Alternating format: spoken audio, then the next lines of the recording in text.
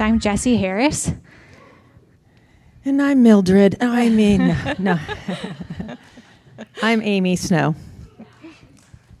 Before we jump in, we thought we'd share just a little bit about who we are with you, just to kind of give you an inside scoop on a little dish on who we are. I thought about this as I was driving on the way here, and I'm like, wonder if I could quiz Amy on some fun facts. What are some of my hobbies? You are so putting me on the spot. And I'm going to guess some of yours to make it fair. Does that work? You're going to guess? Well, I know you love to run. Yes, I am a runner for sure. Good job. And you like to do beach body. Mm-hmm. I do. We like to exercise, so. We do like exercise. Some other things about me. I'll take you off the spot. Sorry, that was unplanned. I tend to fly by the seat of my pants sometimes. Other things about me, I enjoy baking and cooking, organizing. I'm one of those people who gets really jazzed about purging and taking things and donating them and clearing things out. I'm the person who throws away probably more than I should, and my husband comes to me and says, "Hey, where's that thing?" And I'm like, "I'm sorry, I got rid of it." Other things about me, I've lived in the Westfield area with my husband, but I'm originally from East Tennessee. We have been married for about 8.5 years and are expecting our very first baby in November.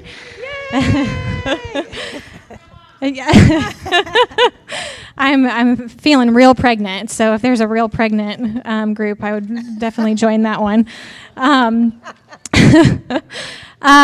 We have been part of Grace for about 7 years, and from 9 to 5 on Monday through Friday, I work full-time for a company in the area, and our team's role is to build healthy workplace culture, where we work to engage our employees on a variety of levels and provide them the opportunities to feel known, seen, and heard, whether that's through fun activities and events, or through surveying them, or providing them opportunities to develop as leaders, both inside and outside the workplace. So those are the things that are filling my time right now, happily.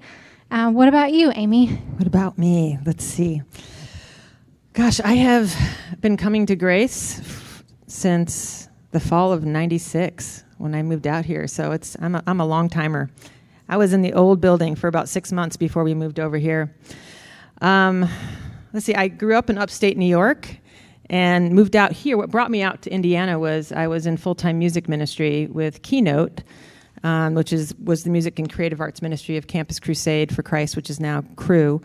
And so I was in, Keynote, traveled the world and the country for 16 plus years playing guitar and singing in different bands. And so...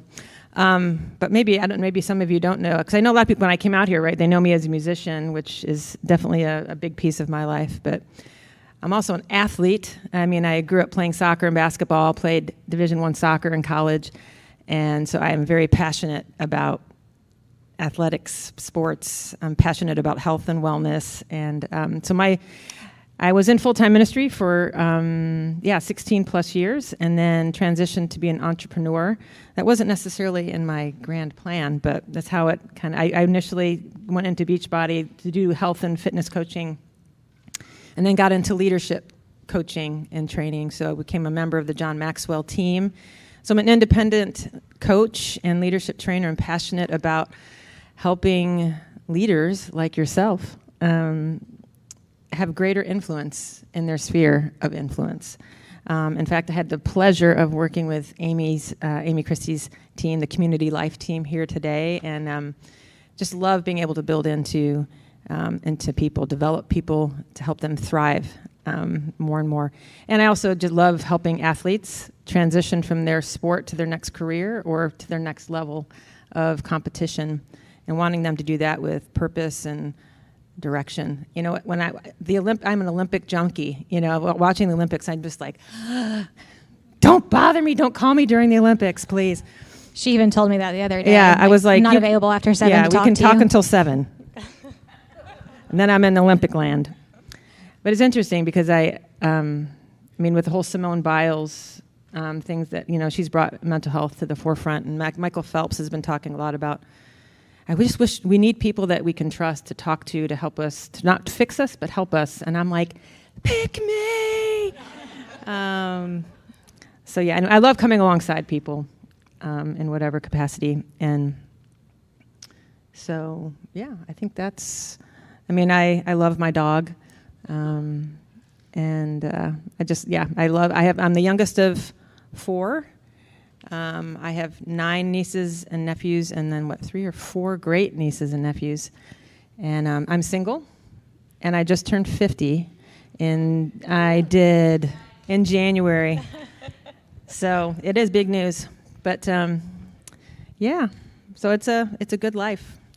One of the things I prayed when I was younger, so I know we need to get on here, but when I was in my early 20s, I prayed, God, never let me regret the place I am in life, wishing I was somewhere else. And I believe he's really blessed that prayer. Not that it hasn't been difficult, trust me. Being, seeing friends get married and have families and stuff. But I really truly believe he's answered that prayer, that it's enabled me to be present in some situations that I may not have been otherwise, right? There's beauty in every season and every place in life. So, yeah, that's a little bit. I'm not just the girl that plays guitar and sings up front, right? Sometimes we can, yeah. Although you do that very well. Oh, thank you. So Amy was talking about coming alongside people, and we're going to share a little bit about that with you tonight. She's come alongside me in many ways, and I'm excited to share that experience with you, and hopefully get you thinking about maybe who could come alongside you, or how you maybe could come alongside somebody else, because you're capable of both. And there's a lot of value in both. So as we get started tonight, I want to make sure that I'm respecting time. Amy, how long do we have? 7:40. Okay, I'll keep track to make sure that we're respecting your time and your evenings, because I know you've all got Olympics to watch. That's right. We have to get Amy home to watch the Olympics. So our big idea, I'm just going to share it right out of the gate. That way, you know where we're headed with this. And it's you are valued. And so we'll start there with just a simple question for you to think about. But how would you define value? And what are some of the examples of what is valuable to you? When I first started thinking about this, I could think of a lot of tangible things, and then went to experiences that are valuable, and family and friends and all of that. And then I thought, well, maybe I should look up the definition of what value is. How does good old Merriam-Webster define it, and Google and all of those things? And so Google says that value is the regard that something is held to deserve, the importance, worth, or the usefulness of something. And other words that came in my search were worth, utility, or importance. And the word that I clung to as I read through each definition was worth. And it reminded me of this scripture from Matthew, that we each have worth as daughters of the King. And that's where we can find our value. And it's from Matthew 10, verses 29 through 31. And it says, "What is the price of 2 sparrows? 1 copper coin, but not a single sparrow can fall to the ground without your Father knowing it. And the very hairs on your head are all numbered. So don't be afraid. You're more valuable to God than a whole flock of sparrows." So then that got me thinking, well, how valuable are sparrows? Because as Mary Kay was talking about, I can get caught in that comparison trap of, well, am I as valuable as a sparrow? And what does that mean? And so I did a little bit more digging to understand the value of a sparrow in biblical times, and found some information that helped me fathom how valuable God truly sees us. And hopefully this helps you too. But I found, this is from the Institute of Creation Research, it shared that sparrows were the cheapest of all birds to be used for food. And they cost only a farthing for 2. And of course, farthing, I thought, I don't know what that is. So I looked that up, and it says that the farthing was a small copper coin of very small value. In fact, sparrows cost even less in larger quantity. So the more you buy of them, the less they cost. And Luke 12:6 states, "Are not 5 sparrows sold for 2 farthings, and not one of them is forgotten before God?" So something of so little value, God still sees such great value in and has his eyes on and doesn't forget. And for him to say that we are more valuable to God than a whole flock of sparrows when he has his eyes on all of those helped me understand, wow, if something of so little value to us as humans was not forgotten by God, how much more valuable must we be in his eyes? And I don't know the mathematical conversion rate for all of that, but I would say that it's quite a lot. And so that helped me really start to think about value in the terms of way that God sees me and sees each of you. Any further thoughts on that in particular as you think about value, Amy? When you were saying Sparrow, my dad passed away 5 years ago in July, and one of the songs he sang a lot in church was "His Eye is on the Sparrow." So when you were saying that, that song started going through my head. So, what comes to mind, I mean, too, is just how he knows the number of hairs on our head. Like nothing is too insignificant or small to escape his notice. And I know sometimes I can forget that, but that he even cares about that. Even if our hair is falling out or you have a really full, thick head of hair like me, he knows the numbers. It's just, it's hard to, for you to break it down like that, because how often do we stop and really think about that? That if God even knows when a sparrow falls, and how much more valuable we are. So those are just some thoughts that came to mind. But yeah. No, thanks for sharing that. When I think about the number of hairs on my head compared with that, it brings it to life a little bit more, because we all have different numbers, but God knows them all. And to make it a little bit more relatable, as far as value goes, I don't know about you, but I can easily measure my value in what I accomplish or what I do rather than who I am in the eyes of God. And that's something that I can get easily caught up in because I'm a doer. I don't know how many doers we have in the room, but if something needs done, call me off the bench, and you better believe it'll get done. And I can easily get caught up in checking all the boxes off and measuring my value based on if my checklist is done that day or not. And it goes the other way, too, of me getting caught up in measuring how not valuable I am if I didn't accomplish the things that I wanted to accomplish. I see some head nods out there that's something that you can relate to, too. And these are some of the narratives that go through my mind, so you can have a peek at when I have an unbalanced internal narrative, this is what it might sound like. I feel valuable today because I exercised. I feel valuable today because I ate well. I feel valuable today because I finished that big project at work. I feel valuable because I went to church. I feel valuable today because I carved out space for journaling and prayer this morning. I feel valuable because my hair looks nice today. I feel valuable because I feel a little bit more put together today. The narrative can go on, and so I have to stop and remind myself that my value isn't measured based on what I do or accomplish or how good I feel about myself, because the way that God feels about me never changes, and therefore the value that he sees in me is consistent. And that's hard. It's hard for me to wrap my head around as a doer and somebody who can get so caught up in that conundrum and wheel of checking off all the boxes. And don't get me wrong, each of the things that I listed, they're all very good in themselves. I'm not standing up here telling you not to exercise, but when I tie my value to them, or we tie our value to the things that we do, or see ourselves as less than because we don't accomplish one of those things, that's off balance, and that's something that we have to check ourselves on, and something that Amy helps me check myself on. When you think about that in terms of value, how can you get off balance sometimes?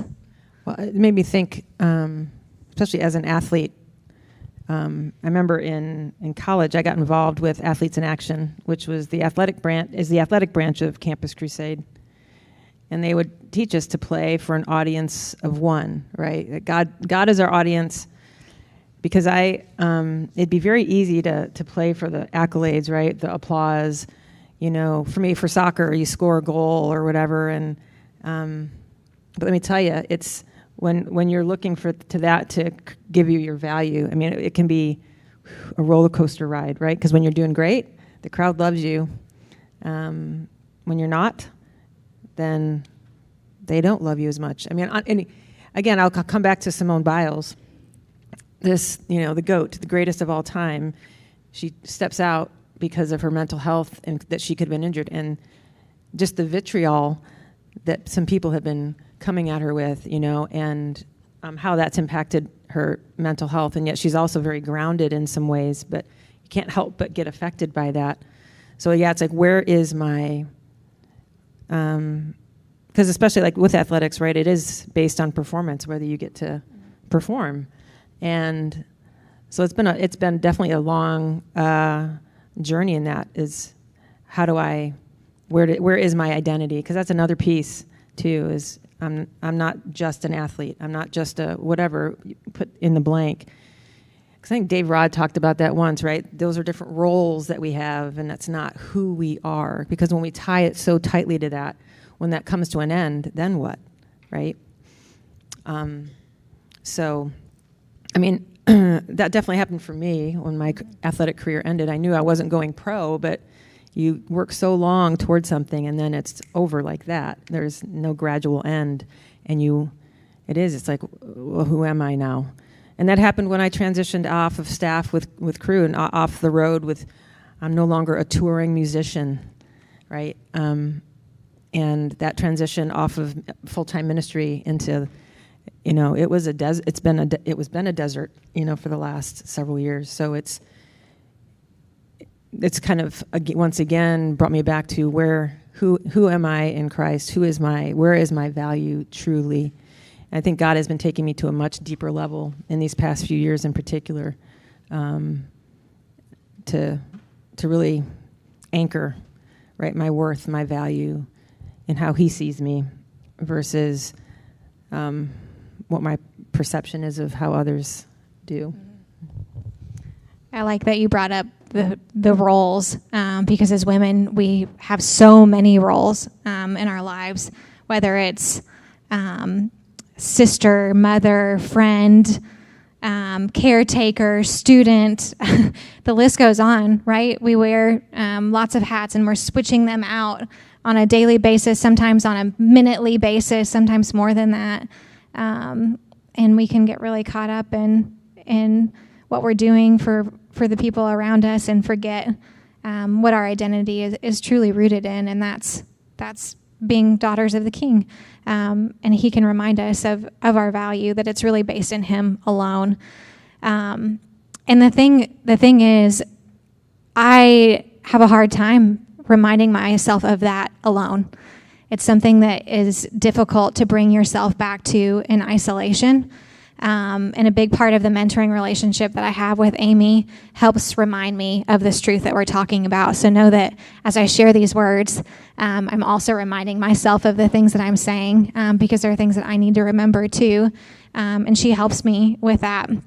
There's a special relationship between two women from Scripture that we'd like to share with you as we share a little bit more about the value in mentoring relationships. And those women's names are Ruth and Naomi. And I'm going to do my best to summarize their story.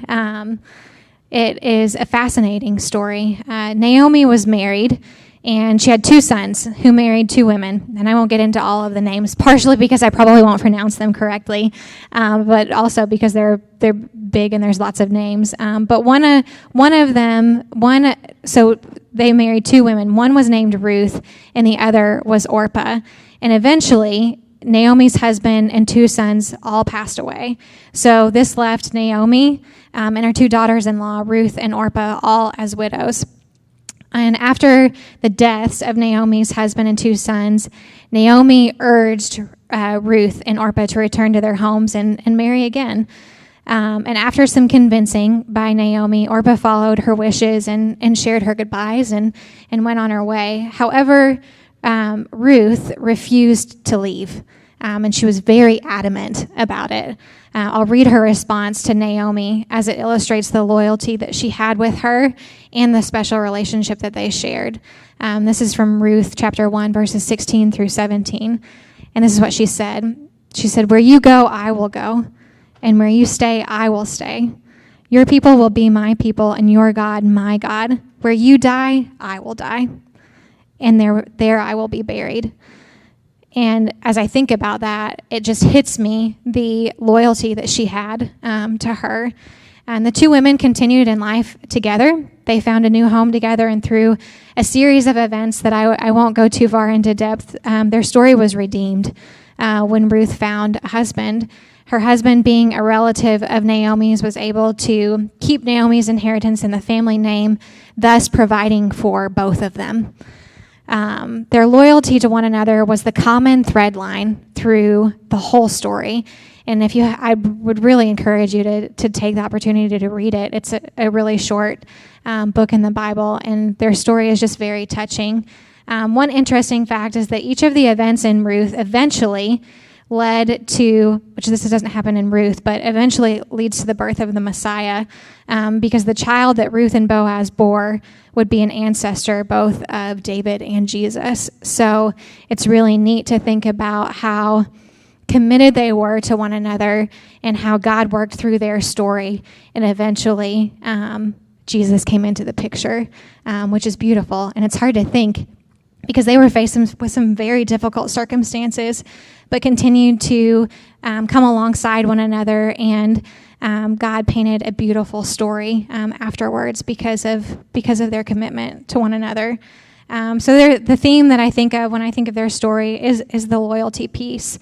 They each sharpened the other. If you read, you can tell one's down at one point, and then the other one lifts the other one up, and it goes both ways. And I think about that a lot with a mentoring relationship. I'm sure that there are moments of hopelessness for each of them, and I've come to Amy in some very hopeless moments of mine.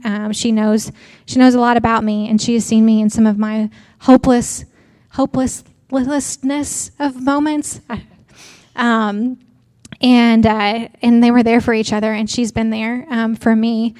And so the question that I ask of you as we think about their story is, who reminds you of your value? Who helps right-size your thinking when you feel that you have no value? I know for me, it's the lady sitting beside of me. She has received phone calls from me at the drop of a hat and has been here for me when I needed it the most. And how it all started, I'll kind of backtrack a little bit. Amy and I have been walking with each other, has it been 5 years? 5 years now? I was trying to keep track of that. Feels like a lifetime. She feels like a sister to me. So 5 years ago-ish, we'll say, I knew I was looking for a female role model who could not only speak spiritual wisdom into my life, but also help mentor me professionally. And I didn't know Amy personally. I had seen her on the stage play guitar because she plays really mad guitar, and that was definitely something admirable about her. But there was something else about her that I'd heard other people talk about her, of course. And we had a couple of opportunities to meet, and I just knew there was something special about her. So I didn't know her personally, but I knew enough about her and of her to believe that she would be someone that I needed in my corner. And eventually she came into my corner. And so ever since then, it's been really helpful to have her with me, help speak truth into my life, help tell me when I'm off kilter.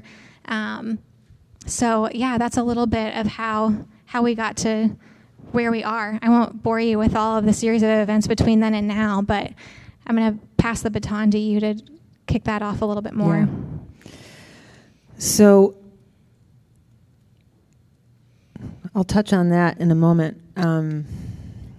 Just to piggyback off on the Ruth and Naomi story, to tie that in, I think a couple of the other things, as we were kind of rereading that passage or the book, it's like, what stood out? Because you look at someone like Ruth follows Naomi, and what did that entail? It entailed her leaving her family, her friends, her homeland. She listens to Naomi, and she follows through on her instructions. And then when they were living back in her home country, Naomi said, I need to find a home for you, as she talked to Ruth. And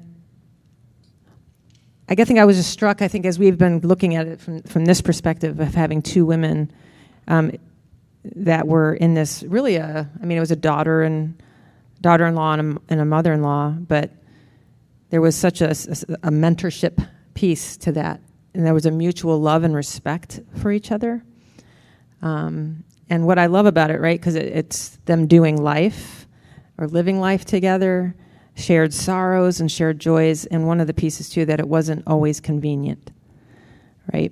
And as we start talking more through what mentorship is and what it's been for us, it's a beautiful thing. Like when she asked me to be her mentor, what an honor to be asked. I had done some leadership with her team at the time, and leadership training with their team, and I remember talking to her director, being like, she's someone special, and I hadn't really known much about Jessie at the time. And then when she asked me, I just felt this, not only great honor, but then this great sense of privilege and responsibility to be able to say, yes, I would love to come alongside you and do life. Now, when we think about mentorship, if you caught this when I said this earlier, that you're all leaders in here, because I think sometimes we think, well, I'm not a leader, so that's not a role for me. But really, when it comes to mentorship, when you've done life a little bit longer than someone else, we can all be mentors. We need mentored. We need to be mentored, but we also then can pour it back out. So first and foremost, I want to say each and every one of you is a leader, because leadership is influence. Sorry, the leadership trainer in me is going to come out for a moment, but leadership is influence, and we all have influence in someone's life, right? So how do we use that? So one of the things when we talk about mentorship, one of the things for me is to be open and willing to mentor, that there's an availability. And one of the things I can remember when I first got asked, this was when I was on staff with Keynote, and I got asked to be a discipler, right? So it's more the spiritual kind of mentorship. And I was scared to death. I'm like, you want me to do what? And a dear friend of mine who was not technically, like I didn't ask her to be a mentor, but she was a mentor in my life. I still consider her, some of you are very familiar with her name. Linda Quigley is a dear friend, and she's like family. And I remember bringing this to her, and she's like, Amy, can you love this person and give time to this person? I'm like, well, yeah. She's like, that's all you need to be concerned about. You don't have to have some special knowledge or some wisdom, whatever that means, right? So I think sometimes we can get scared by the word or intimidated, maybe, when in reality, the fact that you can love someone and bring care and give them time, women are dying for that. They are absolutely starved for it, because a lot of times there's a lot of people that don't have that in their immediate circle. So being willing and taking maybe that mantle off that you have to, be some wise sage, because that helped me, because I thought I had to have, it sounds silly, but have all the answers, and you don't. You just have to maybe live life a little bit longer.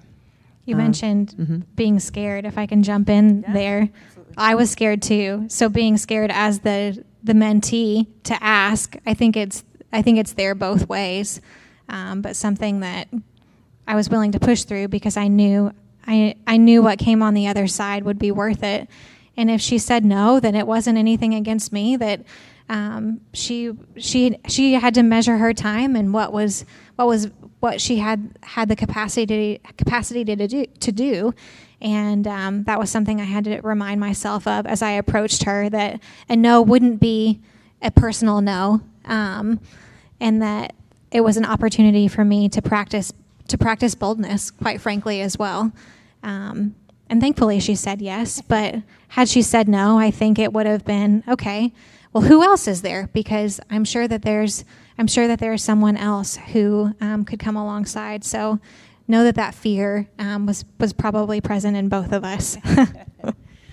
Yeah, and I'm going to come back to that, because that whole being willing, not only being willing to mentor, but being willing to ask. But there's just one more point, or a couple more points I want to make on just the mentor side of it, is that that I wanted to be willing to let people in on your life. This is one of the things I was very specific. I said, we're going to be doing life together. This is not a one-way street. It's not like I'm, giving all this to Jesse, because it really is a two-way street.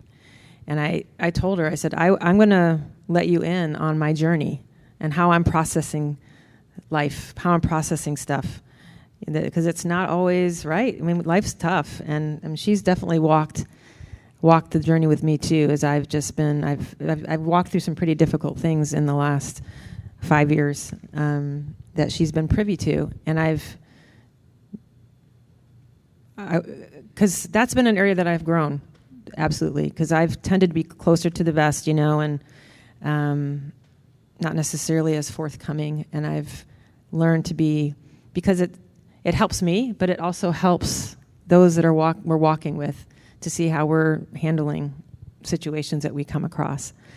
And another piece too is, and this is, I've used this in my leadership stuff, but it's like being a tour guide and not a travel agent, right? Because a tour guide, they've walked, they've been to the places, and they're bringing you along, versus, the travel agent that tells you where to go, even if maybe they've never been there.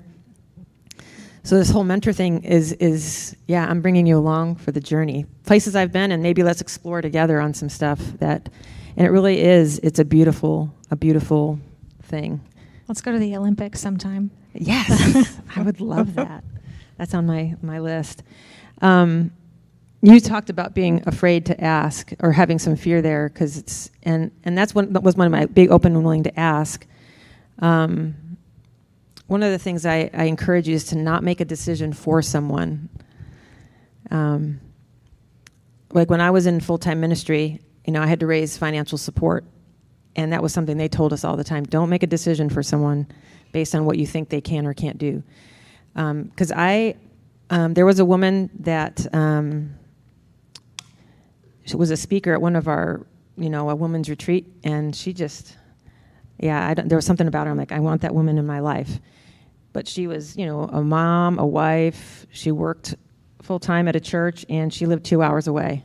And I'm like, but then in the course of her talk, one of her talks, she said that she was meeting an IU student halfway. And I was like, she does that? Amazing what you can do when you have a car, right? And so I was like, I was hemming and hawing. I'm like, just ask, right? Because she could say no, and I understand, and I asked her, and she said yes. And that particular relationship only lasted a year. I mean, as far as the official mentorship, and we met in Gas City at a Starbucks once a month. And I think what I would have lost out on had I not asked. And she enriched my life. And again, it was interesting because it was at a very difficult place in my life. And I'm like, are you sure you want to do this? I mean, I'm at a low point. And she's like, she spoke such hope. She wasn't afraid of that. she just spoke such hope to me. She said, the best is yet to come. And it was just like this life preserver she threw out to me. And it kind of breathed some life into me. So don't make a decision for someone. And the thing is too, mentorship, you don't need to necessarily know the person. I've asked women that I've known, and then there's people that I'm like, I know of this woman, and I want her in my life. And I asked her out this was a different woman. I asked her out for coffee, and just got to know her a bit. And then at the end, I just said, I would love to have you in my life. Would you consider being a mentor? Because I think sometimes too we think, who do I ask? Because we can have mentors that are in books, absolutely. But we do need the face-to-face, right? There's something that's so vital in having people that are walking with us that we know and then can grow in relationship with. Yeah. Do you want to add anything? You're doing a great job. Okay. So you may be thinking, what do I look for? If you've never had a mentor, just some things to be thinking about. Again, we don't want to, demystify it. I mean, for some of you, maybe you have you mentor relationships, or maybe it's something that you've desired but didn't really know how to go about it. Just some qualities. A worthy example, someone that you look up to, admire. They have proven experience. Maybe they're where you want to be, whether it's spiritual, professional, in your marriage relationship, as a parent. They obviously want them to possess some wisdom, that they're for you, that they have some availability. They provide friendship and support. And really looking for people who will give you access to their lives. That was something that I, because it's a two-way street, I wanted her to, she can ask me anything. And I know sometimes for me too, I think given my nature, I'm willing to share whatever, but sometimes I just need to be asked. But one of the things, so this is a book of a mentor who I don't know personally. It's a book called Know What You're For by Jeff Henderson. And I actually just finished reading this in the last week or two. And he actually talks about mentorship. But he said one thing in here that ties to this. Again, he's like, who do you look up to? Who do you admire? What qualities are there that you want to emulate? And then he said, it's not enough to ask someone to mentor us. We have to be clear about what we want them to do and how we think they can help us grow. So I think that's an important point, right? Because, for Jesse and I, we've been in a long-term mentorship relationship. We're not meeting. Early on we did meet pretty much once a month, but it's kind of morphed and, flowed as time has gone on. But sometimes just having someone who, if you're a new parent, it's like, hey, can you be available for me to ask questions if I need help, right? You don't necessarily have to have it be a consistent, ongoing. And sometimes, right, mentorship can be for a season. Like I said, I've had mentors that have just been a year, some for longer. And I've been grateful that our relationship has continued. It's a joy and privilege to get to walk alongside Jessie, and that I get to be an aunt to her newborn coming here. So it's a